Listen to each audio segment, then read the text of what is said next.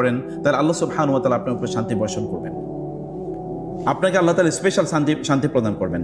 মনে রাখবেন, আপনি যে কোনো কথা যদি উত্তর দেন, উত্তর দেওয়ার পরে কিন্তু উত্তর শেষ হবে না।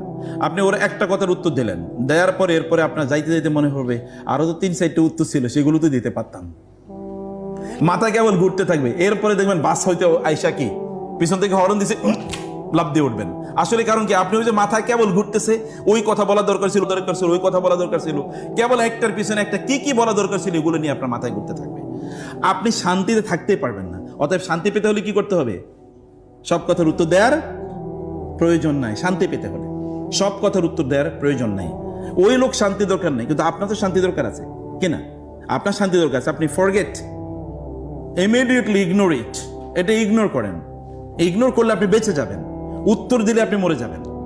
আপনি মরবেনই উত্তর দিলে। কিভাবে মরবেন? ওর সাথে সম্পর্ক খারাপ হবে, ও রিয়েলাইজেশনে ও কিন্তু আপনাকে আরো কিছু বলবে, আরো কিছু বলবে। রিলেশনটা কোথাও ফাটল তৈরি হলে ওই ফাটল কোনোদিন কি জোড়া দেওয়া যায় না, কিছু না কিছু থাইকেই যায়।